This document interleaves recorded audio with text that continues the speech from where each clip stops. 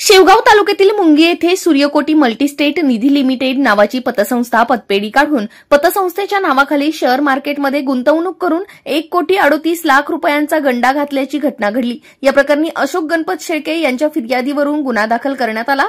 आरोपी हे सूर्यकोटी पतसंस्थेच्या नावाखाली पैसे गोळा करून शेअर मार्केट खेळत होते व गुंतवणूकदारांना पैसे गुंतवल्याबद्दल त्यांना सूर्यकोटी मल्टीस्टेट निधी लिमिटेडच्या नावाने ठेव पावती देखील देत होते। या प्रकरणी आरोपी प्रशांत भारत जयस्वाल याला अटक करण्यात आली होती, तर पंकज उर्फ भारत जयस्वाल हा 7 महिन्यांपासून फरार होता।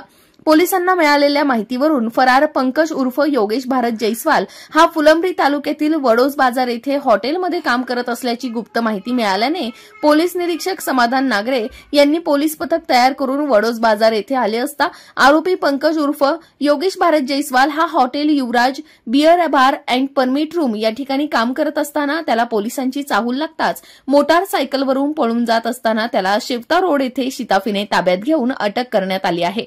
जनता आवाजसाठी प्रतिनिधी शेवगाव।